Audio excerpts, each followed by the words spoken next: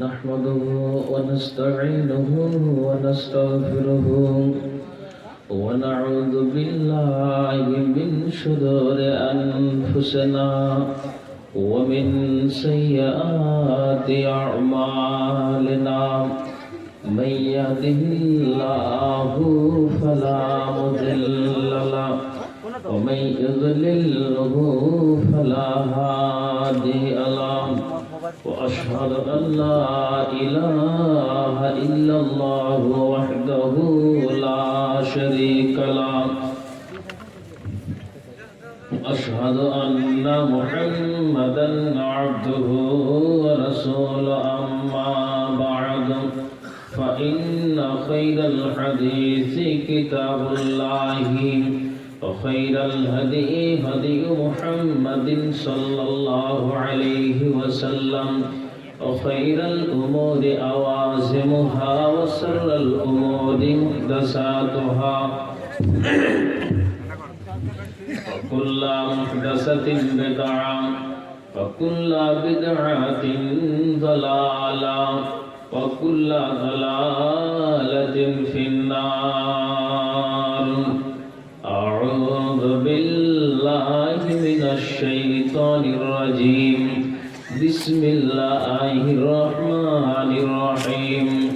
قل إن كنتم تحبون الله فاتبعوني يحببكم الله ويغفر لكم ذنوبكم والله غفور رحيم. فقال الله تبارك وتعالى يا أيها النبي حسبك الله ومن اتبعك من المؤمنين.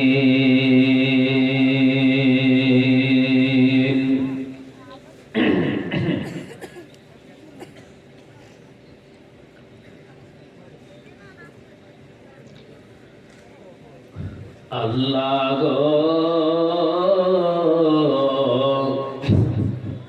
তোমায় মোরা ডাকতে জানি না,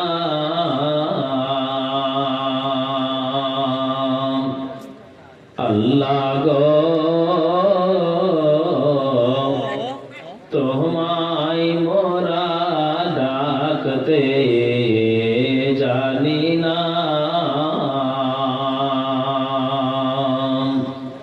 ডাকার মতো ডাকলে পারে আল্লাহ কেমনে শোনো না, ডাকতে জানি না।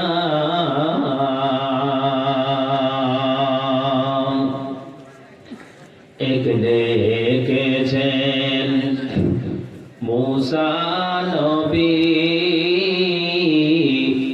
তুর পাহাড়ে গেছেন মিলি গো, এক ডেকেছেন মুসা নবী তুর পাহাড়ে গেছেন মিলি গো। খোদার নূরে পাহাড় জ্বলে আল্লাহ মুসা জ্বলে না, ডাকতে জানি না। আল্লাহ গো তোমায় মোরা ডাকতে জানি না। এক দেখেছেন ইব্রাহিম নবী নমরুদের আগুনে জ্বলি গো, এক দেখেছেন ইব্রাহিম নবী নমরুদের আগুনে জ্বলি গো।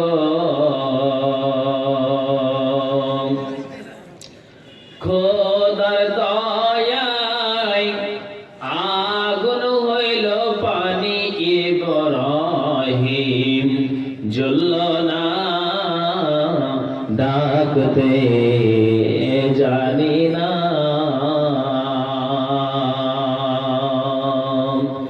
আল্লাহ গো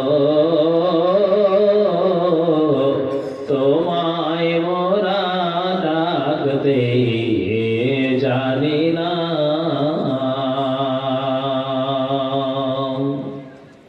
উপস্থিত কোরআন ও হাদিসের কর্ণধার ও মঞ্চে কেদারায় উপবিষ্ট যোগ্যতম সভাপতি মহাশয় এবং দূর দূরান্ত থেকে আগত তথাপি এলাকার সুপ্রিয় শ্রোতা মণ্ডলী, সর্বাগ্রে মহান স্রষ্টার কৃতজ্ঞতা জ্ঞাপন করি, যিনি আমাকে, আপনাকে, তিনাকে, ওনাকে একটি ইসলামী সভায় একত্রিত হওয়ার তৌফিক দিয়েছেন।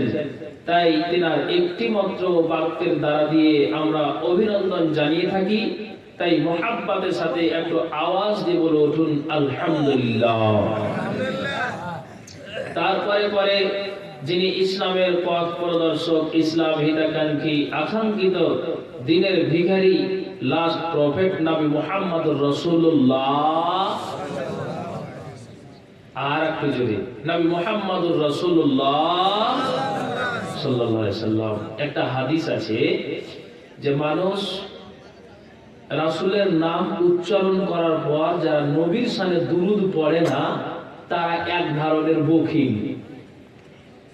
এটা রাসূলের হাদিস আছে। আপনি ওলামাদেরকে জিজ্ঞেস করুন, জি মানুষকে আল্লাহ ধন দিয়েছে, ওই ধনে কি করলো না, সঠিকভাবে না দান খায়রাত করে না যাকাত আদায় করে, ও এক মালের বিষয়ে বখিল। কিন্তু রাসূল বলছেন যে সবচেয়ে বড় বখিল কে, কাঞ্চুস কে, যে নবী মুহাম্মদ সাল্লাল্লাহু আলাইহি সাল্লামের নাম ওই জায়গাটা উচ্চারণ হচ্ছে কিন্তু নবীর শানে দুরূদ পড়ে না, ও এক ধরনের বখিল। কথা বুঝতে পারছেন তো? তো ভাইয়া, আমি আপনাদের সম্মুখে ক্ষুদ্র দুটি আয়াত এইমাত্রই পরিবেশন করলাম। ইনশাআল্লাহ আমি সে আয়াত দুটিকে সামনে রেখে আমি আমার বায়ানকে ইতি করব। তবে আমি একটা আপনাদেরকে কথা বলবো, দক্ষিণ দিনাজপুরের মাটিতে আমাকে আলোচনা করতে আলহামদুলিল্লাহ ভালো লাগে। এটা আজকে খুলে বললাম। বলবেন যে কেন এই কথাটা? তা আপনাদের কিছু গুণ আছে ভালো, সেটা আমি প্রকাশ করব না, আমার ভিতরে আছে। অন্যান্য বক্তারাও এটা সুনাম করে যায়। তবে আমি আরেকটা কথা বলবো, সুনামটা আরেকটু হয়ে যা, এই ফাঁকা জায়গাগুলো আছে এটা শয়তানের ঘর। আসলে স্পষ্ট হাদিস আছে, সামনে বসুন। তো এই ফাঁকা যে জায়গা আছে এই জায়গাটাতে শয়তানকে সুযোগ দিয়েন না। মানে যা আপনার ভেতরে আছে ঈমান, ও আউট করার ব্যবস্থাটা আমি আপনি করে রেখেছি। আমার কথা বুঝতে পারেননি? তা আমি অনুরোধ করব, একটু কষ্ট দেব, একটু যদি খালি এদিক ওদিক করে একটু হিলে লড়ে বসেন, আপনার নেকি আছে। আপনি ওলামাদের জিজ্ঞেস করুন, নেকি আছে। তবে দাদুরা, নানুরা, ভাইরা ও বাপজিরা, একটু কষ্ট দিব, আপনারা দুঃখ নেবেন না। আল্লাহ তাআলা কোরআনের আয়াতে উল্লেখ করেছেন সূরা মুজাদালার, এটা 58 নম্বর সূরার 11 নম্বর আয়াতে, যে তোমরা যখন মজলিসে বসবে তখন তোমরা ফাঁকা জায়গা রাখবে না, শূন্য স্থান রাখবে না, জায়গাতে জমে বসবে। ওই জায়গায় যেন শয়তান বেজ্জত হয়ে যায়, ওই জায়গাতে যেন শয়তান বেজ্জত হয়ে যায়। আচ্ছা, আরেকটা কথা বলি, বক্তা কিছু কথা যদি আপনাদেরকে বলায়, তো আপনার বলে বলতে যদি হ্যাঁ আর না কোনো কথা যদি বলাই, এটা আপনাদের হ্যাঁ আর না বলতে কোনো কষ্ট হয় নাকি? কথা বলে বলবেন আলহামদুলিল্লাহ, বলবেন না? আচ্ছা, বাংলাদেশের মাটিতে বুঝলেন শ্রোতারা এতটাই মানে বক্তাদেরকে প্রেরণা দেয়, মানে কি আপনাকে বলবো, আমি থেকে আসলাম তো ওই জন্য বলতে পারছি। কি আপনাকে বলবো, মাইকের চাইতে ওদেরই আওয়াজটা বেশি। সব সময় 5 মিনিট 10 মিনিট পর পর ওরা লিল্লাহি তাকবীর আওয়াজ দেয় দর্শকের মধ্যে, কোনো একজন সবাই তখন এক বাক্যে বলে উঠলো, মনে হয় যে বক্তাই চমকে যাচ্ছে, এরকম ব্যাপার। তো যাই হোক, আল্লাহ তাআলা যেন এই শোনার পরে আমল করার তৌফিক দান করে। সকল বলি আল্লাহুম্মা আমিন। আলহামদুলিল্লাহ। চলুন আমি আপনাদেরকে একটা কথা ইতিহাস শোনাবো, অন্তত 1 ঘন্টা সময় দেন, এই বিষয়টাতে কি মজা আছে। চলুন, কি মজা। আমি এবার আপনাকে শুরু করি। মনে করুন যে আপনার ছেলেটাকে আপনি বলছেন যে বাবু, ও সন্তান নয়নের পুতুলি, এখন আকাশ মেঘাচ্ছন্ন, বৃষ্টি হবে, এই রকমের আবহাওয়াটা বোঝা যাচ্ছে। তা আপনি ওই মুহূর্তে নিজের সন্তানকে বলছেন যে এসো তো, যে গলিতে আমার পলিথিনে তিরপালে যে সরিষা রাখা আছে, ধান রাখা আছে, মনে হয় যে এটা ভিজে যাবে, এখানে আকাশ মেঘাচ্ছন্ন, বৃষ্টি হব। ছেলেটা তখন কি বলছে জানেন? আমি যাব না। আপনি আপনার বিবিকে বলছেন, রহিমার মা কোথায় আছো? বলছে, কি ওগুলো বলছো জি? আমিও যাব না। কথা বুঝবেন? নিজের বৌমাকে ডাকছে, কইছে বিবি শুনলো না, নিজের ছেলে শুনলো না, আমি বৌমা যাব, আমিও যাব না। আকাশ মেঘাচ্ছন্ন। কথা বোঝার চেষ্টা করবে যে কি কথা আছে। তখন বাবা অবশেষে বলছে যে 10 মিনিটের কাজ আছে, পাগল, তারপরে যার যেতে প্রয়োজন সেখানে যাবে। তারপরও উত্তর আসছে যে আমি যাব না। একটু কথা বলবেন এবার। এখন আকাশ মেঘাচ্ছন্ন, কাজ নিয়ে বাবা মগ্ন আছে, 10 মিনিটের কাজে ছেলে মেয়ে বৌমা গেল না, উপস্থিত হলো না। এবার কথা বলবেন। বাবার মনটা ঠিক থাকবে? মন বিরক্ত হবে না? হবে না? অবশ্যই মন বিরক্ত হবে। এবার আপনাকে আমি বলছি, আল্লাহ তাআলা রাসূল বলেছেন যে অন্য অন্য নবীর কওমেরা এরা বেঁচেছেন কতদিন? 500 বছর, কেউ 150 বছর, কেউ 200 বছর, 1000 বছর। যেমন হযরতে আদম, ওনাকে আল্লাহ 1000 বছর আয় দিয়েছিলেন। কত বললাম? কথা বলে একটা একটা করে বোঝার চেষ্টা করবেন। হযরতে নূহ আলাইহিস সালাম 950 বছর ধরে দ্বীনের তাবলীগ করেছেন। ওই সেই অনুযায়ী তার কওমেরা বেঁচেছেন। আল্লাহ রাসূল নিজে বলছেন যে আমার উম্মতেরা বাঁচবে কতদিন? রাসূল বলছেন 60 ইলা 70। যদি খুব বাঁচে তাহলে 60 থেকে 70 বছর আমার উম্মতেরা বাঁচবে, এর বেশি বাঁচবে না। আচ্ছা, তখন এই রকমের হতে হতে মানুষ মরে যাচ্ছে না? রাসূল নিজে বলছেন যে আমার উম্মতেরা বাঁচবে কতদিন? 60 থেকে 70 বছর। এবার আল্লাহ বলছেন যে 10 মিনিটের কাজে বাবার ওই জায়গাতে অনুপস্থিত হয়, যদি বাবার মনটা বিরক্ত হয়, তাহলে আমি আল্লাহ তোমাদের 60 থেকে 70 বছর সময় দিয়ে যদি আমার বিধানকে না মেনে কবরে এসে, তা আমার মনটা খারাপ হবে না? কথা বুঝতে পারিনি কি ভাই? বুঝতে পারছেন তো? তাআলা বলছেন আমার বিধানকে মেনে চলো, রাসূলের বিধানকে মেনে চলো। যখনই একটা মানুষ আল্লাহ রাসূলের বিধানকে মেনে চলবে, নিশ্চিত সে কবর থেকে হাসর পর্যন্ত তার কোনো টেনশন থাকবে না। যেমন আপনাকে বুঝাই, আল্লাহ তাআলা বলে দিয়েছেন জান্নাত নিবে আল্লাহকে যদি পাবে, আর আল্লাহকে যদি পাওয়ার তোমার একটা মনে একটা জাগ্রত থাকে, অন্তর থেকে একটা যদি ভালোবাসা থাকে, এটা মন যদি তোমার হয়, তাহলে তুমি নবীর অনুসরণ করো। যখনই তোমার অন্তর থেকে নবীর অনুসরণ হবে, তখন আল্লাহ বলছেন নিশ্চিত তুমি আমাকে পেয়ে যাবে। জোরে বলেন সুবহানাল্লাহ। কথা বুঝতে পেরেছেন? এই জন্য আল্লাহ তাআলা সূরা আলে ইমরান, এটা 3 নম্বর সূরা, আয়াত নম্বর 31, আল্লাহ বলছেন, কি বলছেন? أعوذ بالله من الشيطان الرجيم قل إن كنتم تحبون الله فاتبعوني يحببكم الله ويغفر لكم ذنوبكم والله غفور رحيم। দেখেন কোরআনের আয়াত, আল্লাহ বলছেন বলছেন, হে নবী মুহাম্মদ পড়ুন, হে নবী মুহাম্মদ পড়ুন সাল্লাল্লাহু আলাইহি ওয়াসাল্লাম, তুমি তোমার উম্মতদেরকে জানিয়ে দাও, যদি তারা আমাকে পেতে চায়, যদি তারা আমাকে ভালোবাসতে চায়, তাহলে আল্লাহ বলছেন ফাত্তাবিউনি, তো তারা যদি আমাকে পেতে চায়, তার মানে আল্লাহ বলছেন যে যদি তোমার উম্মতেরা আমার বান্দারা আল্লাহকে পেতে চায়, তাহলে আল্লাহকে পেতে গেলে তোমার অনুসরণ করতে হবে। যেই মানুষটার ভিতরে নবীর অনুসরণ আছে, আল্লাহ রাব্বুল আলামিন বলছেন ইউহিব্বুকুমুল্লাহ, যার অন্তরঙ্গ ভালোবাসা নবীর সাথে আছে, তো আমি আল্লাহ ওই বান্দাদেরকে নিশ্চিত ভালোবাসবো, তখন তারা আমাকে পেয়ে যাবে, তখন তাদের আর কোনোদিন টেনশন থাকবে না। একবার জোরে বলুন সুবহানাল্লাহ।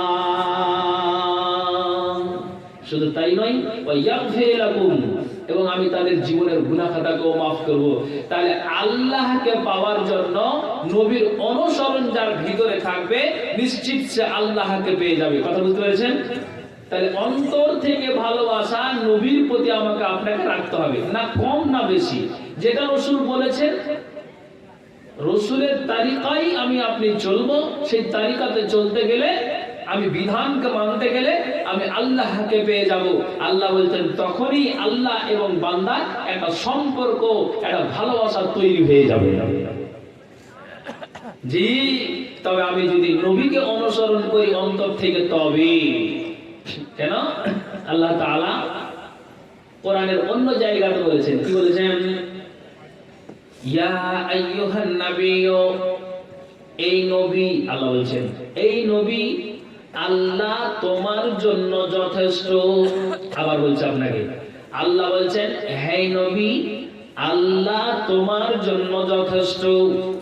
ওয়া মানিত্তাবাআকা মিনাল মুমিনিন, এবং ওই সব মুমিন ব্যক্তির জন্য যথেষ্ট। ঘোড়াপাড়া বাদআগিনার গ্রামের ওই সব মুমিন ব্যক্তির জন্য যথেষ্ট। ওই সব মানুষের জন্য আল্লাহ যথেষ্ট যারা তোমার অনুসরণ করে।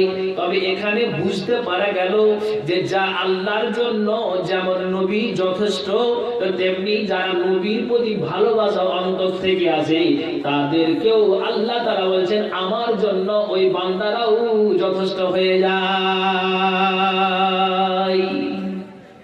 আল্লাহু আকবার।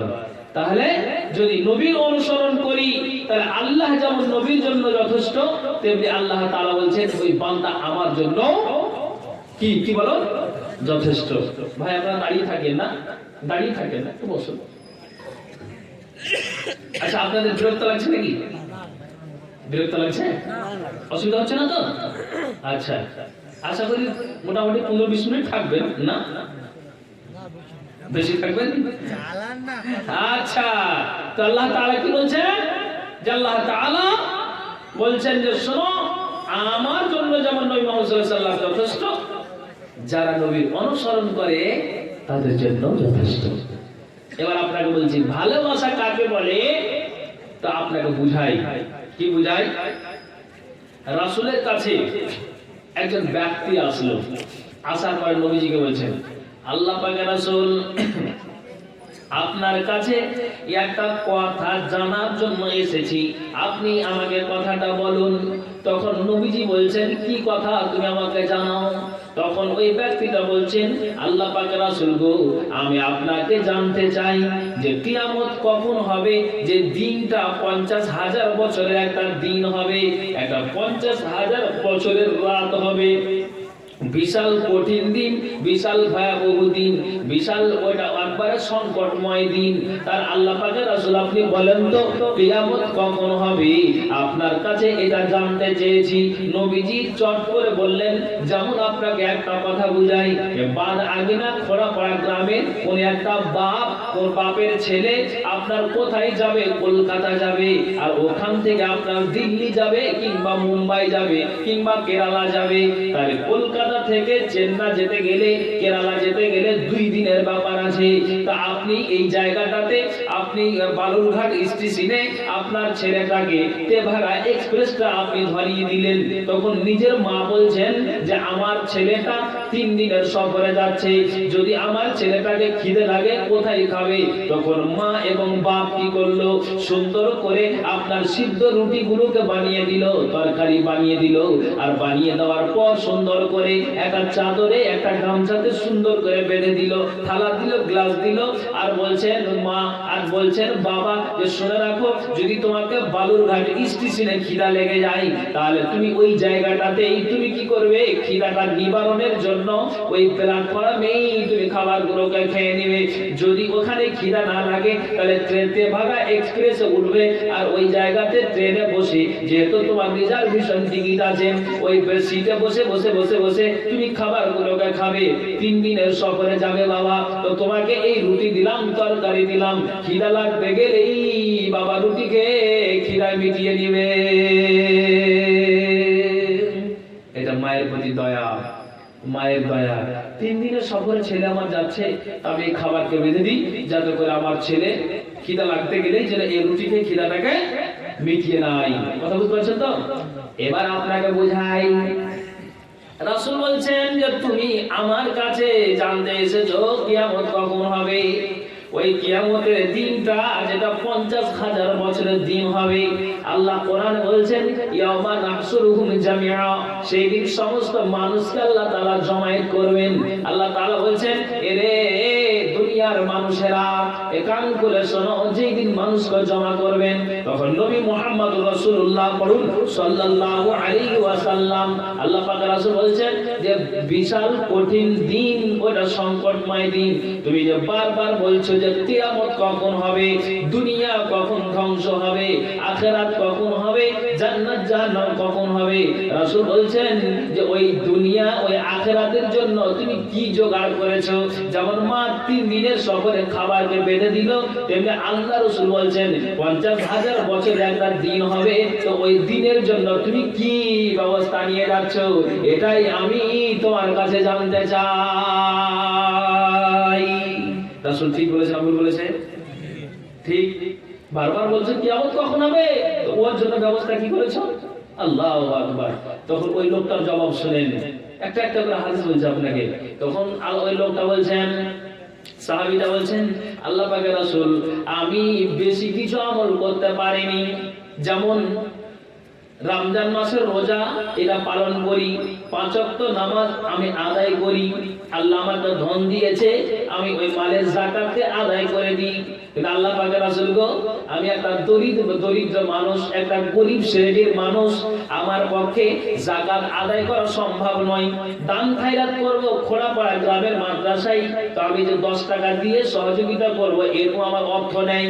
আল্লাহ পাকের রাসূল গো, আমি নফল নামাজও পড়তে পারি নাই, আমি নফল রোজাও রাখতে পারি নাই, কিন্তু শুধু আমি কোনটা কাজ করি, যখন মসজিদে খোড়াপাড়ার মসজিদে আজান হয় তখন আমি ঠান্ডার মৌসুম হতে গেলেও বাড়ি থেকে ল্যাপটাকে আমি সরিয়ে দিয়ে, গরমের মৌসুম হতে গেলে আমি পাংখাটাকে বন্ধ করে দিয়ে আমি সুন্দর করে আমি উযু বানালাম, আর উযু বানিয়ে আমি মসজিদে প্রবেশ করলাম। আল্লাহ পাক রাসূলকে বলছেন ইয়া রাসূলুল্লাহ, আল্লাহ পাক রাসূল গো, আমি নফল নামাজ আদায় করতে পারিনি, আমি নফল রোজাও রাখতে পারিনি, আমি দান খায়রাত করতে পারি নাই, যাকাত আদায় করতে পারি নাই, তবে আল্লাহ পাক রাসূল ঠিকমতো 5 ওয়াক্তের নামাজ আমার দ্বারা দিয়ে জামাতের সহিত আদায় করা হয়। 5 ওয়াক্তের নামাজকে সঠিকভাবে আমি পড়ে দিই। আর কি করেছে আল্লাহ পাক রাসূল? অন্তর থেকে আল্লাহ এবং আল্লাহ রাসূলকে আমি ভালোবাসি, এতটুকুই আমার আমল, আর কিছু আমার কাছে নাই। অন্তর থেকে আমি আল্লাহ রাসূলকে ভালোবাসি। নবীজি জবাব দিচ্ছেন কি?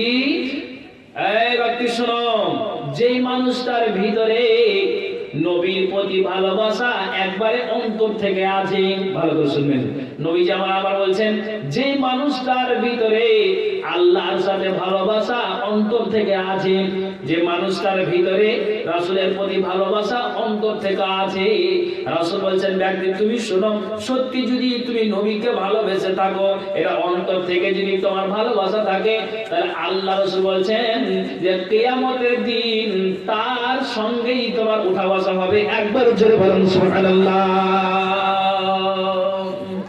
আল্লাহু আকবার। আল্লাহ কি বলছেন? কুল ইন কুনতুম তুহিব্বুনাল্লাহ ফাত্তাবিউনি ইউহিব্বুকুমুল্লাহু ওয়া ইয়াগফির লাকুম যুনুবাকুম ওয়াল্লাহু গফুরুর রহিম। আল্লাহু আকবার। তাহলে এই ভালোবাসা যদি আমার আর আপনার থাকে, তাহলে এই ভালোবাসা থাকতে গেলে নবীর পাশে আমারও জায়গা হবে। জোরে বলুন সুবহানাল্লাহ। এই রকমের অন্তরঙ্গ ভালোবাসা আমার আপনার থাকতে হবে, তাহলেই নবীর পাশে আমার আপনার জায়গা হবে। এটা হলো অন্তর থেকে ভালোবাসা, আর এই ভালোবাসাই রাখতে হবে। আল্লাহ পাক রাসূল ওই ব্যক্তিটাকে এই উত্তরটাই দিলেন। যেমন আপনাকে বলি কেমন ভালোবাসা, কেমন অনুসরণ, আপনাকে বুঝাচ্ছি। কি বুঝাচ্ছি? আল্লাহ পাকের রাসূল নবীজির জীবদ্দশায় আল্লাহ পাকের রাসূল এবং হযরত ওমর ফারুক রাদিয়াল্লাহু তাআলা আনহু ওনারা কিন্তু মিনা থেকে আরাফার দিকে হাঁটা দিচ্ছেন নবী যখন বেঁচে ছিলেন। এবার যখন নবীজি মারা গেলেন, তো নবীজি মরে যাওয়ার পর হযরত ওমর ফারুককে চিনতে পারছেন তো? কেমন একবারে মানে বীর মুজাহিদ লোক ছিলেন। আর তার সঙ্গী সাথীরা কিন্তু ওরা মানে মিনা থেকে আরাফার দিকে হাঁটা দিচ্ছেন। এই গ্রামে কোনো হাজি নেই? হাজি কোন আছেন তো? আপনি কে আছেন? কি একটু হাতের ইশারা করেন তো। একজনকে পেলাম, আর কেউ আছেন? আচ্ছা আচ্ছা, তো ওই হাজি সাহেবকে জিজ্ঞেস করুন, বলতে পারবে মিনা থেকে আরাফার একটা রাস্তা, যখন বুধকে পাথর মারে 7 বার ওই জায়গাটা আলাদা, একটা সাফা মারা তওয়াফ করে ওই জায়গাটা আলাদা। মানে এগুলো নিয়ম বিধানকে মানতে হয় না হাজি সাহেব? তো বুঝতে পারছেন। এবার আপনাকে বলি, তো মিনা থেকে আরাফা এবার ওমর ফারুক এবং সঙ্গী সাথীরা যাচ্ছেন না। দেখুন ভালোবাসা কেমন। এটা নবীজি মরে যাওয়ার পর তো চলতে আছে যেতে যেতে উমর কিন্তু ওই 4-5 জন আছেন, তার মধ্যে হয়তো ওমর ফারুক উনি কিন্তু মানে ওদের কাছ থেকে একটু পিছিয়ে গিয়েছেন। পিছিয়ে যাওয়ার পর ইনারা কিন্তু 100 মিটার পর্যন্ত আগে চলে গিয়েছেন, কিন্তু উমরকে খেয়াল করে নাই যে উমর পিছিয়ে গিয়েছে। কথা বুঝতে পারছেন তো? তখন এরা 100 মিটার যাওয়ার পর তো বলছে, আরে উমর কই? দেখেন তখন বলছেন কেউ কাউদের মধ্যে ওদের মধ্যে আলোচনা শুরু হয়ে গেল। কেউ বলছেন যে উমর রাস্তাটাকে ভুল করে দিয়েছে, কেউ বলছেন না উমর রাস্তা বদল করে নিয়েছে। ভুল করে একটা আলাদা, আর বদল করে একটা আলাদা বিষয়। তখন তাদের মধ্যে বলছেন উমর রাস্তা ভুল করেছে, না ভাই রাস্তাটা বদল করেছে। সঙ্গী সাথীরা বলছেন এই জায়গাটাতে অপেক্ষা করো, 100 মিটার 50 মিটার দূর চলে এসেছি, তবে কি হলো উমর যদি সঠিক রাস্তাটা এইভাবে আপনার আছে, তাহলে নিশ্চিত কিন্তু উমর আমাদের সঙ্গে হবেন। আর যদি রাস্তাটা ভুল করে থাকে, তাহলে অন্য রাস্তা দিয়ে আরাফা প্রবেশ করবেন, এই জায়গাটাতে অপেক্ষা করো। ইতিহাসের পাতায় পাওয়া যায় হযরত উমর 5 থেকে 7 মিনিট পরে উমর রাদিয়াল্লাহু তাআলা আনহু উনি কিন্তু আবার সঙ্গী সাথীদের সাথে হয়ে গিয়েছেন। 5 মিনিট 7 মিনিট পরে সঙ্গী সাথীরা বলছেন, ভাই উমর তোমাকে নিয়ে একটা টেনশনে ছিলাম, তুমি কোন জায়গাতে ছিলে? তুমি কি রাস্তা বদল করেছো? তুমি কি রাস্তা ভুল করেছো? কেন তোমাকে এতক্ষণ পর্যন্ত দেখতে পাওয়া যায় নাই? তোমার মতে একটা লোক, তুমি কেন এই জায়গাটাতে তুমি আমাদের সাথ ছাড়া হয়েছিলে? কেন তুমি আমাদেরকে আগে নিয়ে গিয়ে তুমি পিছিয়ে গিয়েছিলে? কোন জায়গাতে ছিলে? ব্যাপারটা কি তুমি আমাদেরকে একটুখানি শোনাও। হযরত ওমর বলছেন, শুনে রাখো সঙ্গী সাথীরা, বন্ধুরা, আমি রাস্তা ভুল করিনি, রাস্তাটাও বদল করিনি। আমি কি করেছিলাম, তোমাদের সাথে চলতে চলতে একটা জায়গাতে আমি বসে গিয়েছিলাম। ওই জায়গাটা আমি প্রথমে দাঁড়িয়ে গেলাম, দাঁড়িয়ে যাওয়ার পরে ওই জায়গাটাতে আমি বসেছিলাম। বলছে কেন তুমি বসেছিলে? বলছে মিনা থেকে আরাফার যে মাঝের রাস্তাটা আছে, ওই রাস্তা দিয়ে আল্লাহ পাকের রাসূল আমার হেঁটে গিয়েছেন নবীজির জীবদ্দশায়। আমি ছিলাম এবং আল্লাহ পাকের রাসূল ছিলেন, জামাই এবং শ্বশুর দুজনে চলছিলাম। আর ওই মুহূর্তে নবীজির ওই জায়গাটাতে প্রসাবের বারাত হয়েছিল। তার মানে নবীজির আমার ওই জায়গাতে আপনার নিজের প্রয়োজনটাকে মিটিয়েছেন, কাজে হাজার সেরেছিলেন। কাজে ওই জায়গাটাতে নবীজি আমার বসেছিলেন নিজের প্রয়োজনকে মিটাবার জন্য। তো আমি হযরত ওমর ফারুক ওই জায়গাটাকে বলে স্মরণ হলো নবীজি আমার কবরে আছেন, আল্লাহ পাকের রাসূল মারা গিয়েছেন, আয়েশার কামরাতে নবীজিকে মাটি দেওয়া আছে, আর ওই জায়গাতে নবীজি বসেছিলেন। নবীজির কথাটা আমার স্মরণ হলো। ওরে সঙ্গী সাথীরা, যে ব্যক্তির ভিতরে নবীর প্রতি ভালোবাসা অন্তরঙ্গ থাকবে, নবীর যারা উঠাকে ভালোবাসে, নবীর যারা বসাকে ভালোবাসে, নবীর যারা চলাকে ভালোবাসে, নবীর যারা কথাকে ভালোবাসে, লেনদেন আসবাবপত্রকে ভালোবাসে, কিয়ামতের দিন তার পাশেই নবীজির জায়গা হবে। কাজে আমি ওই জায়গাটাতে 5 থেকে 7 মিনিট বসেছিলাম, নবীকে আমি অন্তর থেকে ভালোবাসি, তাই আমি রাস্তা বদল করিনি। একবার জোরে বলেন সুবহানাল্লাহ। আল্লাহু আকবার। আচ্ছা, এবার কথা বলুন তো, কি কথা বলবো আপনাকে? আল্লাহ পাক রাসূল বলছেন, আবু বকর তুমি জান্নাতে যাবে। রাসূল বলেছেন, উমর তুমি জান্নাতে যাবে। রাসূল বলেছেন, আলী তুমি জান্নাতে যাবে। রাসূল বলেছেন, উসমান তুমি জান্নাতে যাবে। রাসূল বলেছেন, আবু হুরায়রা তুমি জান্নাতে যাবে। রাসূল বলেছেন, কাতাদা তুমি জান্নাতে যাবে। রাসূল বলেছেন, আব্দুর রহমান বিন আওফ তুমি জান্নাতে যাবে। এই করে করে 10 থেকে 20 জন সাহাবীর নাম আল্লাহ পাক রাসূল উচ্চারণ করেছেন। দ্বিতীয় নম্বরে যার নামটা উল্লেখ করেছেন, তিনার নাম হচ্ছে হযরত উমর। এই উমরের মতো একটা জান্নাতি মানুষ যদি এইভাবে নবীর প্রতি ভালোবাসা দেখায়, তাহলে এর খোড়াপাড়া গ্রামের মানুষেরা আমরা পাপী, আমরা গুনাহগার, তাহলে কতটাই নবীজিকে ভালোবেসে দিতে হবে, এটাই আমি আপনাকে বুঝাতে চাই। আমার ভাষা বুঝতে পারছেন তো ভাই? না আপনারা কষ্ট পাচ্ছেন বলেন তো? আপনাদের অসুবিধা হচ্ছে নাকি?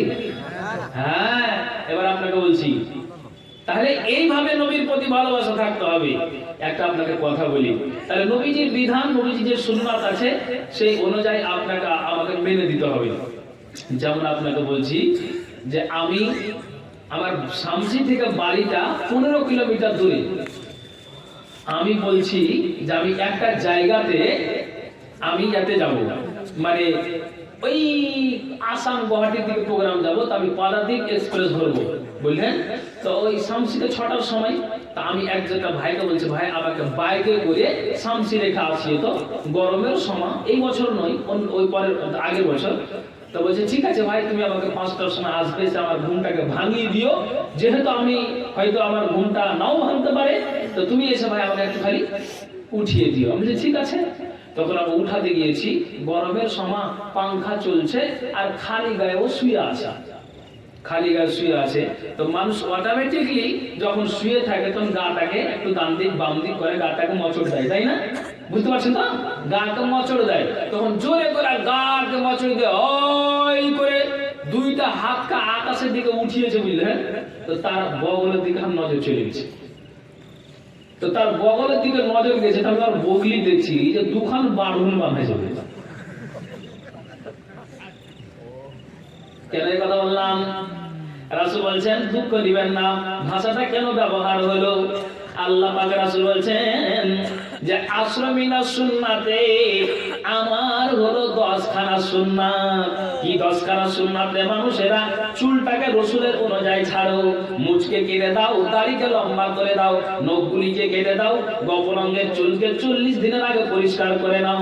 রাসূলের যে সুন্নাত আছে, সুন্নতি তালিকায় তুমি চলো। একটা মানুষের যদি বগলে এত রকমের চুল থাকে, আপনি একটা মানুষের যদি নখগুলো বড় হয়ে থাকে, চুলগুলো যদি সুন্নতি তালিকায় না থাকে, আল্লাহ রাসূল বলছেন যদি মানুষটা 1000 বার বলে যে আমি নবীজিকে ভালোবাসি, এটা নবীজির ভালোবাসা নয়। যে মানুষটার হাতে আপনার নখ লম্বা আছে, চুল হেয়ার স্টাইল আছে, মুছগুলো বড় আছে, দাড়িটা ছাড়া আছে, আল্লাহ রাসূল বলছেন এটা নবীর প্রতি ভালোবাসা নয়। তাহলে এই সুন্নাতকে যারা আমরা আপনার মেনে দিব, তাহলে অন্তর থেকে এই ভালোবাসাটা নবীর প্রতি হবে, নবীর প্রতি সম্পর্ক আমার আপনার হয়ে যাবে। তাহলে এই রকমের ভালোবাসা আমার আপনার রাখতে হবে। আর কি? ধৈর্য ধরুন, এগুলো হলো ভালোবাসার পরিচয়। আর যারা আমরা এইভাবে ভালোবাসাটা রাখবো, নিশ্চিত আমরা আল্লাহ তাআলাকে পেয়ে যাব। এইজন্য আল্লাহ তাআলা বলেন, قل إن كنتم تحبون الله فاتبعوني يحببكم الله ويغفر لكم ذنوبكم والله غفور رحيم। আমার নবী, প্রাণের নবী গো, আপনি হইলেন জান্নাতের সরদার। সুবহানাল্লাহ বলবেন না? আমার নবী প্রাণের নবী গো আপনি হইলেন জান্নাতের সরদার যে দেখেছে আপনাকে ধন্য সে জীবন পূর্ণ সে দিও দেখা জীবনে একবার আমার নবী প্রাণের নবী গো আপনি হইলেন জান্নাতের সরদার দূর আরবের মরুর বুকে আসলেন আপনি আলো হয়ে আপনি ছাড়া নবীকে করিবে পার সুবহানাল্লাহ দূর আরবের মরুর বুকে আসলেন আপনি আলো হয়ে আপনি ছাড়া নবীকে করিবে পার আমার নবী প্রাণের নবী গো আপনি হইলেন জান্নাতের সরদার কিয়ামতের ওই কঠিন দিনে আসবেন আপনি আপন হয়ে আপনি ছাড়া নবীকে করিবে পার আমার নবী প্রাণের নবী গো আপনি হইলেন জান্নাতের সরদার আল্লাহু আকবার সেই নবীর আমরা উম্মাত এই রকমের ভালোবাসা নবীর প্রতি আমার আপনার থাকতে হবে কেমন ভালোবাসা মাথায় উঠান এই কথাগুলোকে নিয়ে শেষে খাবার খেয়ে বাড়ি যাবেন সেটাই তো হ্যাঁ আপনার দিকে শেষে খাবার হয় না হ্যাঁ ওই জন্য বললাম যে শেষে খাবার খেয়ে যাবেন আরেকটা সিস্টেম ভালো দেখলাম যে মহিলাদের জন্য এতগুলি মহিলা তারপর আপনারা টিফিনের ব্যবস্থা করেছেন জি হ্যাঁ আল্লাহ যেন আপনাদেরকে এইভাবে আরো বেশি বেশি করে দেওয়া এবং মা বোনদের বাবা ভাইদের মাদ্রাসা সহযোগিতা করা উভয়ের জন্য এইভাবে এরকম ভালোবাসার সম্পর্ক থাকে মহাসার প্রতি সকল করে আল্লাহুম্মা আমিন আল্লাহুম্মা আমিন আল্লাহ তুমি কবুল করো তো এবার আপনাকে বলছি আল্লাহ পাকের রাসূল মসজিদে কুবা থেকে মিনার মসজিদে নবীজি আসছেন তো নবীজি উটের উপরে সওয়ার হয়ে আছেন যেমন আপনাকে বলছি যে আমি তো উটের উপরে সওয়ার হয়ে আছেন তো মদিনার মসজিদ প্রবেশ করবেন মসজিদে নববীতে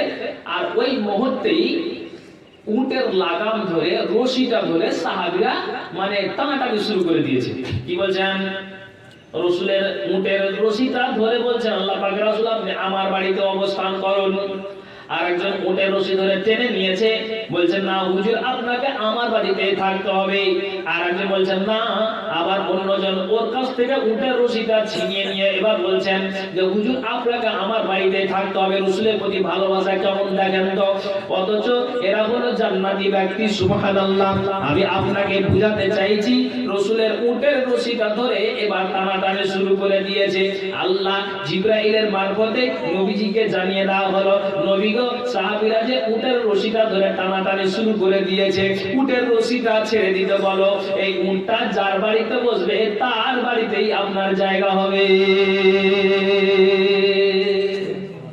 আল্লাহু আকবার আপনি উটের রশিটা ছেড়ে দিন তখন কি করলো নবী যখন বললেন তখন উটের রশিটা একবারে ছেড়ে দিলেন ছেড়ে দেওয়ার পর উটটা কিন্তু গুটি গুটি পায়ে এক পা দুই পা করে করে হালে হালে হালে হালে উটটা কিন্তু যাচ্ছে যেতে যেতে যেতে যেতে একজন গরীব সাহাবী তার নাম হচ্ছে খাজরাটা আয়ুব আনসারী রাদিয়াল্লাহু তাআলা আনহু উনার বাড়িতে গিয়ে উটটা গলিতে বসে গিয়েছেন জোরে বলুন সুবহানাল্লাহ সঙ্গী সাথীরা সবাই চিন্তা করলো যে একটা উট গরিবের বাড়িতে অবস্থান করেছে সবাই বলল নবীজিকে আর আমরা পাবো না তার মানে নবীজির সম্মান করতে আর আমরা পাবো না চান্স পেলাম না ওই ভাগ্যবান ব্যক্তি গরিব সাহাবী তার বাড়িতেই উটটা গিয়ে বসে গিয়েছে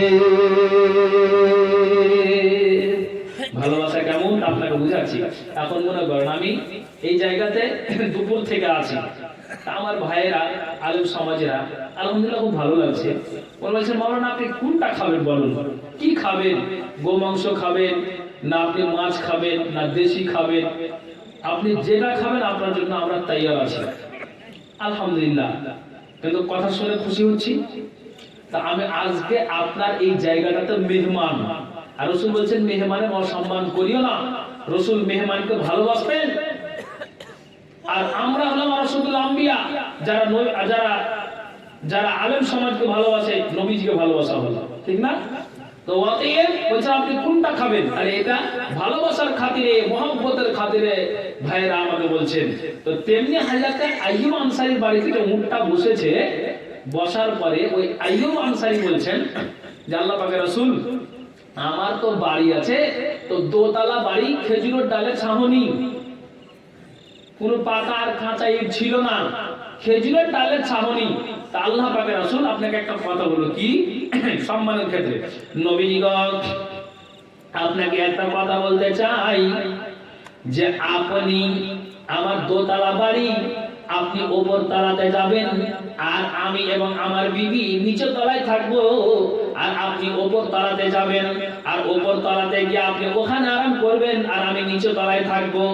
তো কেননা আল্লাহ পাকের রাসূল আপনি নিচে তলায় থাকবেন, আমি উপরে থাকবো, এটা নবীজিকে অসম্মান করা হবে, নবীর প্রতি ভালোবাসা হবে না। কাজে আপনাকে বলছি, আমার এই আপনার সিঁড়ি দিয়ে আপনি উপরে উঠে যান, আপনি উপর তলায় থাকবেন। নবীজি বলছেন আইয়ুব আনসারী, তুমি কান খুলে শোনো, আমি উপর তলায় যাব না, তার কারণ হলো আমার কাছে আল্লাহর তরফ থেকে একজন ফেরেশতা আছে অনেক কিছু বলার জন্য। মানুষ, এই আরব কান্ট্রির মানুষেরা নতুন নতুন কথাকে জানার জন্য আমার কাছে আসে, বারবার বারবার বারবার উপরে যাবে আর নিচে নামবে, এটা ঘুমের ডিস্টার্ব হবে। আইয়ুব আনসারী, অতএব আমি নিচে তলায় থাকি, মানুষেরা আমার কাছে মশলা মশাই জানবে, আর জানার পরে তারা এখান থেকে চলে যাবে, উপর তলা যাওয়ার প্রয়োজন নয়। আইয়ুব আনসারী গো, তুমি উপর তলায় যাও, আর তোমার বিবি উপর তলায় যাও, তোমরা দুইজন স্বামী এবং বিবি উপর তলায় থাকবে, আমি নবী মুহাম্মদ সাল্লাল্লাহু আলাইহি সাল্লাম নিচে তলায় থাকবো, আমার আর টেনশন করতে হবে না। এই যে আইয়ুব আনসারী এই কথাটা বলছেন, এটা ভালোবাসার খাতির নয়? এই কথা বলুন, এটা ভালোবাসার সম্পর্ক নয়? ভালোবাসার সম্পর্ক। এবার আপনাকে একটা কথা বোঝাই, নবীজির জন্য সুন্দর করে বেছান পেড়ে দেওয়া হয়েছে, বালিশ দেওয়া হলো, চাদর দেওয়া হলো, লেহাফ দেওয়া হলো। নবীজিকে বললেন আল্লাহ পাকের রাসূল নিচু তলায় থাকবেন, তো এই যে আপনার জন্য ব্যবস্থা, আপনি ঘুমিয়ে যান। এবং ওই স্বামী এবং বিবি হযরত আইয়ুব আনসারী কি করলেন, উপর তলায় চললেন, আর একটা কম্বলের ভিতরে আইয়ুব আনসারী এবং তার বিবি যেন আপনার আরাম আপনার জন্য শুয়ে গেলেন। শুয়ে যাওয়ার পরে ইতিহাসটা প্রমাণ করে যে ওই জায়গাতে দুইজন শুয়ে আছেন একটা কম্বলের ভিতরে, আর নবীজি তারপরে নিচের রুমে নবীজি ঘুমিয়ে আছেন। আর ওই মুহূর্তে আইয়ুব আনসারী ডান দিকে আর বাম দিকে ঘুরে, মানুষ অটোমেটিক্যালি ঘুমের অবস্থা ডান দিকে কাত হয়, বাম দিকে কাত হয়।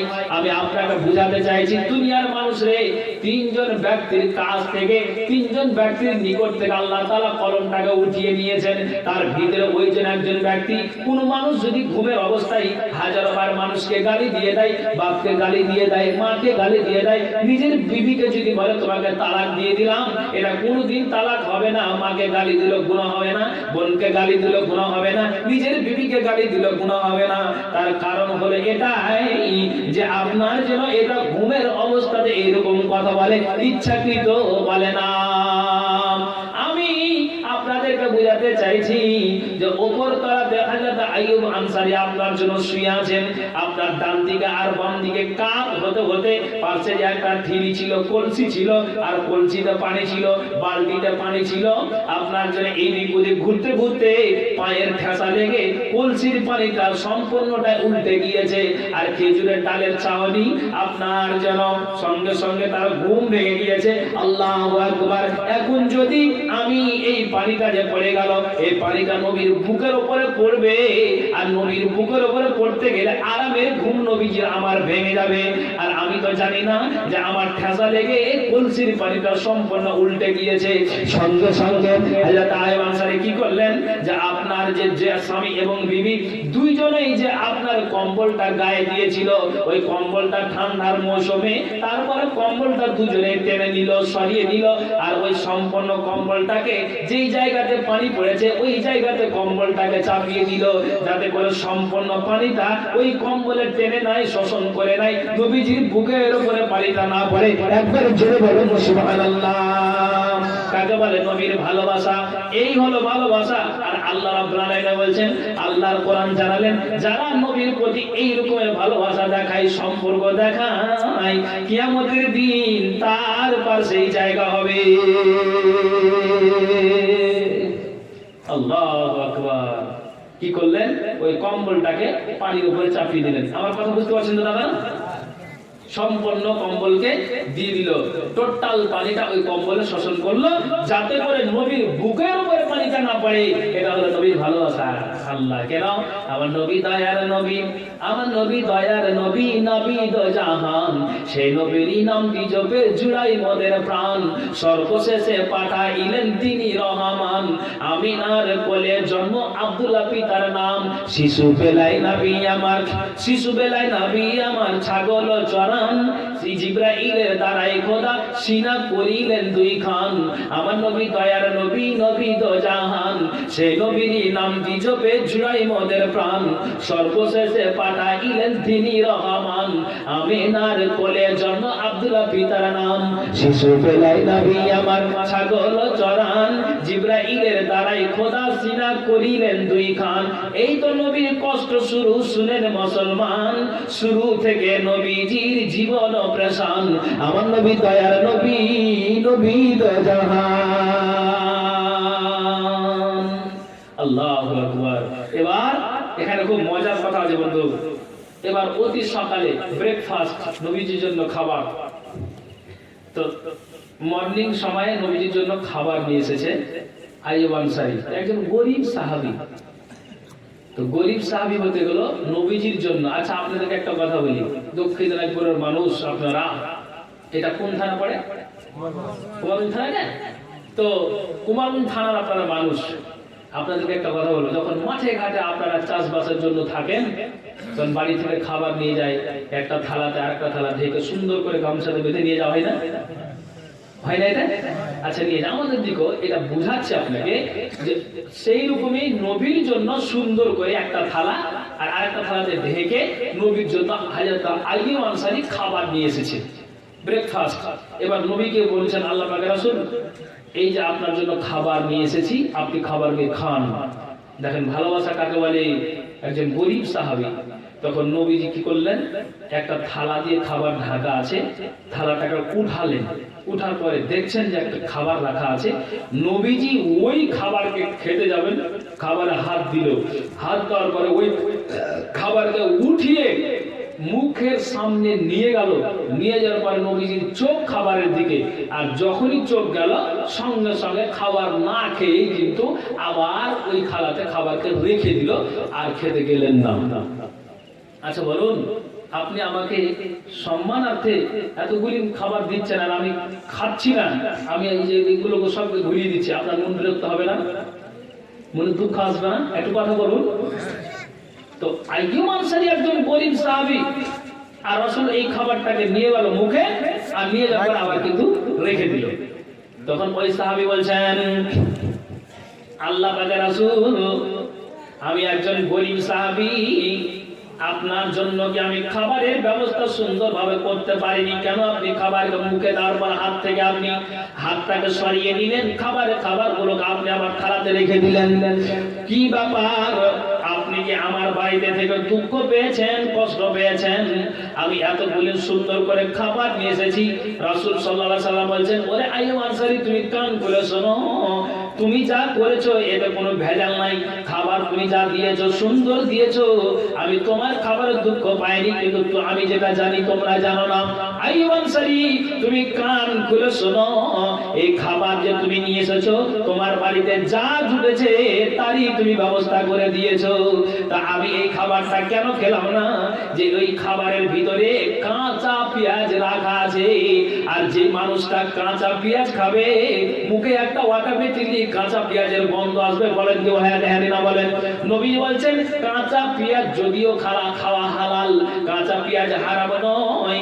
আল্লাহ রাসূল বলছেন পেঁয়াজ খেতে পারো, কিন্তু আমি এই জন্য খাবো না যে এই খাবারে কাঁচা পেঁয়াজ মিশ্রিত করা আছে, কাঁচা পেঁয়াজ মিক্সচার করা আছে। আমি এই জন্য খাবারকে খাবো না যে আমার কাছে আল্লাহর তরফ থেকে মাঝে মাঝে একজন জিবরাইল আসে, আর আমি যদি তার সামনে কথা বলি তাহলে আমার মুখের গন্ধ, কাঁচা পেঁয়াজের গন্ধ ব্যক্তিটা শুনতে পাবে, ব্যক্তিটা বুঝতে পারবে। তখন কিন্তু এই মুখের হাওয়াটা যেতে গেলে ওই ব্যক্তিটা কষ্ট পাবে আর আমার জন্য কোনো মানুষ কষ্ট পাবে এটা কোনোদিন আমি চাইছি না। আর এই কাঁচা পেঁয়াজ খাওয়া হালাল, তবে আমি কারণবশত পেঁয়াজটা খাবো না, এই জন্য আমি তোমার খাবারটাকে রেখে দিয়েছি। আল্লাহ রাসূল বলছেন শুনে রাখো, এর দুনিয়ার মানুষেরা, পড়া গ্রামের মানুষেরা, বাদ আঙিনার মানুষেরা কাঁচা পেঁয়াজ, রাসূল বলছেন মসজিদে আযান হলো, ওই মুহূর্তে মানুষ যদি কাঁচা পেঁয়াজ খায় আপনার কোনো খাদ্য দিয়ে, রাসূল বলছেন কাঁচা পেঁয়াজ খেতে পারো, মসজিদে ঢোকার আগে সুন্দর করে মুখটাকে পরিষ্কার করে নাও, জিহ্বাটাকে চেঁচে নাও, দাঁতকে পরিষ্কার করে নাও, যাতে করে ওই কাঁচা পেঁয়াজের গন্ধটা তোমার ডান দিকের মুসাল্লি কষ্ট না পায়, বাম দিকের মুসাল্লি যেন কষ্ট না পায়। খবরদার খবরদার কাঁচা পেঁয়াজ খেয়ে মসজিদে যেও না। কথা উল্টা পাল্টা বুঝবেন না, কথাতে প্যান লাগায় না, কথা বুঝাতে চাইছি। রাসূল বলছেন হালাল, কিন্তু কাঁচা পেঁয়াজ খাবে তো খাওয়ার মানে পর সুন্দর করে মুখটা পরিষ্কার করে মসজিদে যাবে, কারণ ওই গন্ধ যদি মুসাল্লিকে কষ্ট পায় তাহলে এটা শরীয়ত সাপোর্ট করেনি। একজনকে বলছি যে কাঁচা পেঁয়াজ খেয়ে মসজিদে যায় না, বলছে মুলবি সাহেব আপনি ভুল কথা কেন বলছেন, কাঁচা পেঁয়াজ কেটে খাবো, যখন মসজিদে আজান হয় তার আগে 2-3 টান বিড়ি মেরে দিলাম তো চলে গেল। বলছে কাঁচা পেঁয়াজ খাই না, আজান যখন হলো তখন বিড়ি ধরিয়ে দিলাম, দিয়ে মসজিদে ঢুকে গেল। अल्लाह अकबर। दुनिया में आखिरत का खसारा न कीजिए, दुनिया में आखिरत का खसारा न कीजिए, मोबाइलों में गुजारा न कीजिए, दाढ़ी को न पसंद जो करती है लड़कियां, दाढ़ी को न पसंद जो करती है लड़कियां, उन लड़कियों से शादी गवारा न कीजिए, दुनिया में आखिरत का खसारा न कीजिए, मोबाइलों में गुजारा न कीजिए। হ্যাঁ হ্যাঁ, তো ভাই একটা কথা বলে দিই, আপনারা বিরক্ত হচ্ছেন না, আবার কথা বলাচ্ছি, ঠিক আছে তো ভাই? হ্যাঁ, এবার আপনাকে বলছি, তখন ওই রসুলের কাঁচা পেঁয়াজ যখন বললেন যে আমি খাবো না, তখন আইয়ুব আনসারী বলছেন আল্লাহর কসম, দেখেন আল্লাহর কসম, আল্লাহর কসম, আজকে থেকে আমি দেখলাম যে কাঁচা পেঁয়াজ আপনি খান না, তা আমি আইয়ুব আনসারী কথা দিলাম যতদিন আমি বেঁচে থাকবো আর কোনোদিন কাঁচা পেঁয়াজ মুখে করবো না। রাসূল বলছেন তুমি কেন খাবে না? তখন আইয়ুব আনসারী বলছেন আল্লাহ পাকের রাসূল গো, আমি আপনার উঠাকে ভালোবাসি, আপনার চড়াকে ভালোবাসি, আপনি যেটা খান সেটা আমি পছন্দ করি, যেটা আপনি খান না সেটাকে আমি অপছন্দ করি, তাই এটা আপনার সঙ্গে আমার প্রচুর ভালোবাসা আছে, তা আমি এই ভালোবাসার খাতিরে কাঁচা পেঁয়াজ আর কোনোদিন আমি মুখে করব না, যদিও হালাল, আমি এটা অন্তর থেকে ভালোবাসাটা ছিনিয়ে নিতে চাই না, আমি আমার ভালোবাসাটাকে আমি যেন ছিনিয়ে নিতে চাই না। আমি আল্লাহ পাকের রাসূল গো, আপনাকে আজকে থেকে দেখলাম কোনোদিন আর কাঁচা পেঁয়াজ খাবো না। এটা রাসূলের প্রতি ভালোবাসা, ভালোবাসা নয়? কথা বুঝছেন না কেন আপনারা? ভালোবাসা। আর একটা কথা বলবো, আমার ভাই একটা ইশারা করেছেন, কি কথা? এই গ্রামটার নাম বাদ আগিনা খোড়াপাড়া নাকি?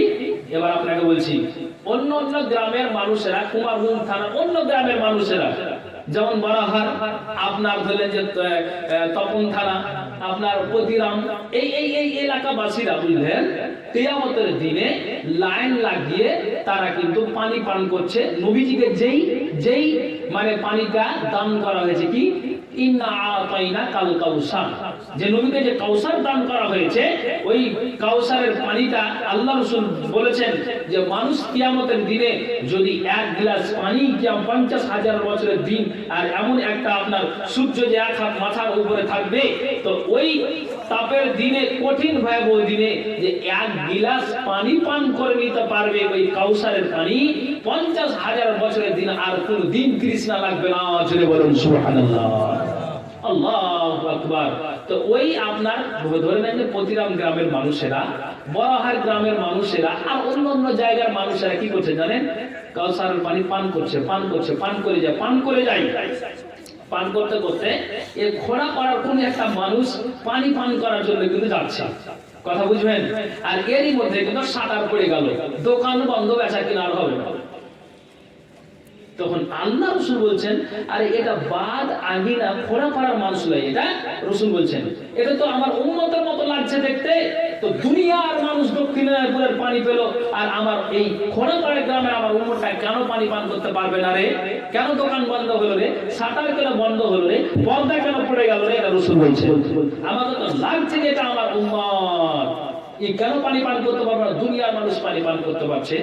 রাসূলকে ফারেশতারা বলছেন, আল্লাহ পাকের রাসূল আপনি বলছেন যে উম্মতের মতো লাগছে, এই ঘোড়াপাড়া গ্রামের এটা মানুষ চিন্তা আপনি পারছেন, ঠিক আছে, তবে একটা কথা আপনাকে শোনাই, আপনি কথাটাকে মাথায় উঠাবেন। আপনাকে আমি কোনটা কথা বলি, যেমন মা আয়েশা বলেছিল, আল্লাহ পাকের রাসূল আপনি বলেন তো উহুদের প্রান্তে যে আপনার দাঁতটা ভেঙেছিল, ওই দাঁতের ব্যথা কি বিষ আপনার কি আর আছে?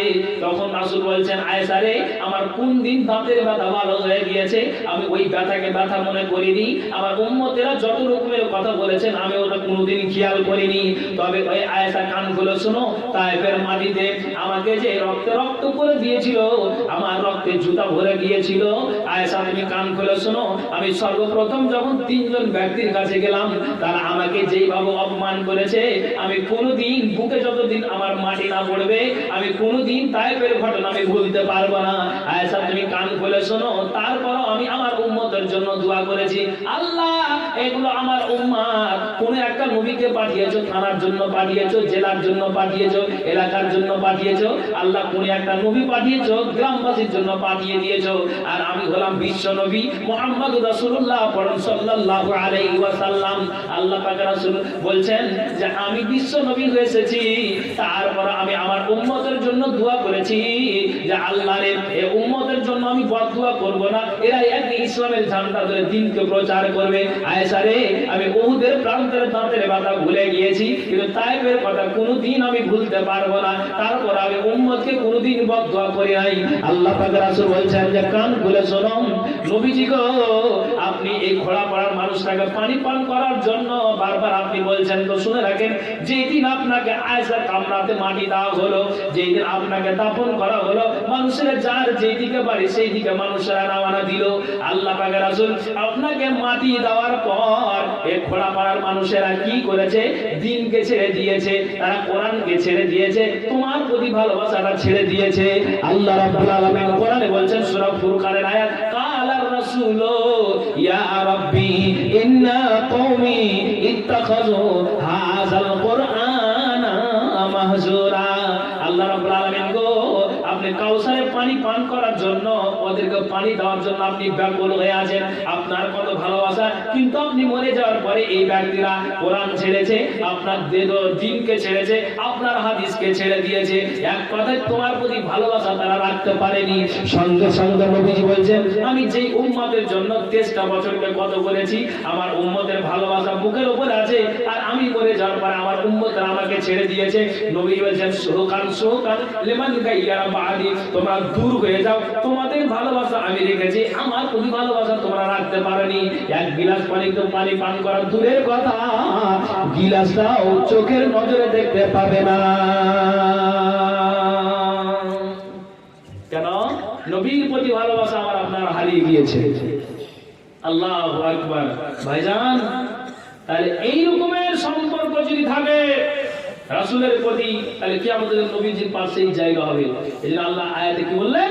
নবী তুমি বলে দাও, যদি তারা আল্লাহকে পেতে চায় তাহলে তোমার অনুসরণ করে, আর যখন তোমার অনুসরণ করবে তখন আল্লাহ এবং বান্দার একটা সম্পর্ক উঠে যাবে, সম্পর্ক একটা মানে জড়িয়ে যাবে, ভালোবাসা সৃষ্টি হয়ে যাবে।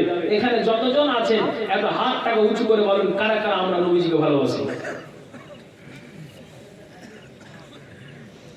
আলহামদুলিল্লাহ। তো মাঝে মাঝে বিজেপিটাও আছে নাকি? অনেকে যে হাত উঁচু করলো না, হাত নামিয়ে দেন, তাহলে আমরা নবীজিকে ভালোবাসি। আর যারা আমরা নবীজিকে ভালোবাসি তারাই আমরা কিন্তু নবীর মাদ্রাসাকে ভালোবাসি। তাহলে নবীর প্রতি যার ভালোবাসা আছে, মাদ্রাসার প্রতি তাদের ভালোবাসা থাকবে ইনশাআল্লাহ। এটা আল্লাহর কাছে আশা করছি। যারা আমরা নবীজিকে ভালোবাসি, আমি বক্তব্য শেষ করে দিই, আমি বুঝাতে চাইছি অন্তরঙ্গ ভালোবাসা থাকলে কি আমাদের দিন নবীর পাশে আমার জায়গা হবে। হাদিসগুলো আপনাকে তো বললাম, ভালোবাসা ওইভাবেই রাখতে হবে। যারা আমরা নবীজিকে ভালোবাসি, আপনি বলেন তো নামাজ কয় ওয়াক্তের আমাদের? যে কোনো বিষয়ে ফরজ ছাড়া নফল যে কোনো কাজ শরীয়তে ঝামেলা আছে নেই? মানে ঝামেলা বলতে কি বুঝতে পারলেন? ইখতিলাফ, মতবিরোধ। আর বাকি এই খরচগুলোতে কোনো নির্ভেজাল, কোনো ভেজাল নেই। এবারে আপনাদেরকে বলছি, এই জায়গাটাতে যারা আপনারা বসে আছেন, 5 ওয়াক্ত নামাজ একটা উঠবেন না যারা আমরা নবীজিকে ভালোবাসি। একটা ছোট্ট করে নবীর ব্যাপারে কথা বলবো, ওটা শেষের দিকে বলবো। যারা আমরা নবীজিকে ভালোবাসি, নামাজ কয় ওয়াক্ত বললাম? 5 ওয়াক্তের নামাজ। আর রাসূলের সুন্নাত কতটি বললাম? 10টি। আরো আছে, আমি 10টি বলেছি। এবার আপনাদেরকে বলছি, নবীর সুন্নাত যারা আমরা এই 10টিকে পালন করব, নবীর প্রতি ভালোবাসা তার আছে, থাকবে ইনশাআল্লাহ। তো যারা আমরা আল্লাহকে ভালোবাসি, আল্লাহর ইবাদত করি, 5 ওয়াক্ত নামাজ, আর যারা আমরা নবীর তরিকায় চলি, নবীর সুন্নাতকে আমরা পালন করে চলব ইনশাআল্লাহ। এখানে যতজন আছেন একটু আল্লাহর রাস্তায় সর্বপ্রথম আগে বলুন 5টা কলম কোন আল্লাহর বান্দা আছেন? একজন কোন আল্লাহর বান্দা আছেন কি যারা আমরা নবীকে ভালোবাসি, নবীর মাদ্রাসাকে ভালোবাসি? কোন আল্লাহর বান্দা আছেন যে 5টা কলম? আমি একজনকে সর্বপ্রথম দেখতে চাইছি। বলুন তো কে আছেন যে 5000 টাকা দিবেন? বলুন কে আছেন একটা আল্লাহর বান্দা? অবহেলা করবেন না, অলসতা করবেন না। আপনি 2 দিন পরে দিন, কিন্তু ভালোবাসাটা আপনি বুকে রাখুন, কাজ দেবে। এটাই আমরা যেন উপকৃত হব। একটা আল্লাহর রাসূল বলুন যে আমি দিচ্ছি। বলুন কে আছেন? আপনি বলেন যে আমি 2000 টাকা দেব নবীজিকে ভালোবাসি। বলুন কে আছেন যে আমি 1000 টাকা দেব? 5টা কলম আমি চেয়েছি, আলহামদুলিল্লাহ। ওই 2000 টাকা জানতাম ওখানে, আমি তো চিনি না ভাই, চিনতে পেরেছেন? আচ্ছা, একজন হলো 5 ওয়াক্ত নামাজ, আর একজন বলেন 5, 2, 1। এটার মধ্যে আপনার সুবিধা কে আছেন? আপনি আপনার ইশারা করেন কে আছেন, তাড়াতাড়ি বলুন।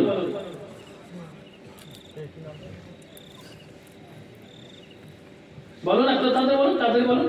একটা খুব সুন্দর কথা বলবো, একটা হাদিস আমি ওটা জমা রেখেছি শেষে বলার জন্য। কত গুরুত্বপূর্ণ হাদিসটা, শুনতে গেলে আশা করি আপনার দিল চমকিবে। এটা আল্লাহর কাছে আশা করছি ইনশাআল্লাহ। একজন হয়েছে 4 ওয়াক্ত, আর বাকি আছে, তাড়াতাড়ি বলুন। 1000 হোক, 2000 হোক, 5000 হোক, 3, 4 এর মধ্যে বলুন। একজন 2000 টাকা দিয়েছে, আরেকজন কাছে বলুন, তাড়াতাড়ি বলুন। জি, কেউ যেন হাত ছাড়া না করি। আলহামদুলিল্লাহ, দাও না ভাই, লিখেন। আচ্ছা 1000 হলো, 2টা কলম হলো। আচ্ছা আর একটা কলম, 3 নম্বর চলুন। 3 নম্বর তাড়াতাড়ি বলুন। আলহামদুলিল্লাহ, সত্যি নবীজিকে ভালোবাসে। এই চিন্তা করছেন ভাই? 3টা কলম হলো। আচ্ছা 4 কলম আসুন, 5 ওয়াক্ত নামাজ। কে আছেন? আপনি বলুন। ও আরিফ, এটা টাকা দিল নগদ নাকি? 4 কলম লাস্ট। হ্যাঁ ঠিক আছে, আরিফ মন্ডল লেখা যায়। আচ্ছা আপনার বিরক্ত হবেন না যে মাওলানা দোয়া করছেন না? আমি দোয়া করবো ভাই, আমি এটা আগে বলছি আপনাদের। আগে বলুন, দোয়া নিয়ে আপনারা টেনশন করতে হবে, ইনশাআল্লাহ আমি দোয়া করবো। আরেকজন বলুন কে আছে? এক একজনের সিস্টেম বক্তাদের এক এক রকমের। আচ্ছা বলুন আর কে আছেন? কে আছেন? 4 ওয়াক্ত হলো, আর 1 ওয়াক্ত বলুন। 5 ওয়াক্ত বলেছি, আর 1 ওয়াক্ত। 1000 টাকা আমি দোয়া করে দিয়েছি ভাই, আপনাকে টেনশন দিতে হবে না, ইনশাআল্লাহ দোয়া করছি। দোয়ার পদ্ধতি, সিস্টেম, কায়দা অনেক রকমের আছে। এক এক বক্তা এক এক সিস্টেমে করেন। হ্যাঁ, তারপরে ঘাবড়াতে হবে না। আমি দোয়া, আমিও খুব ভক্তভোগী যে আমি দোয়া করবো ইনশাআল্লাহ। কারণ মানুষের দোয়াটাই অস্ত্র, ঠিক না? অতএব ঘাবড়াতে হবে না। এই যে আমি ধরলেন এখানে জমা রাখছি, আল্লাহর খাতে জমা হয়ে গেছে, আমি ভুলে গেলে আল্লাহ ভুলে যাবে না। আপনার টেনশন নিতে হবে না। 5 ওয়াক্ত নামাজ শেষ। যারা আমরা নবীজিকে ভালোবাসি, তার 10টি সুন্নাত। 1 নম্বর থেকে বলুন কি 1000 টাকা দিবেন? বলুন 1000 টাকা। 5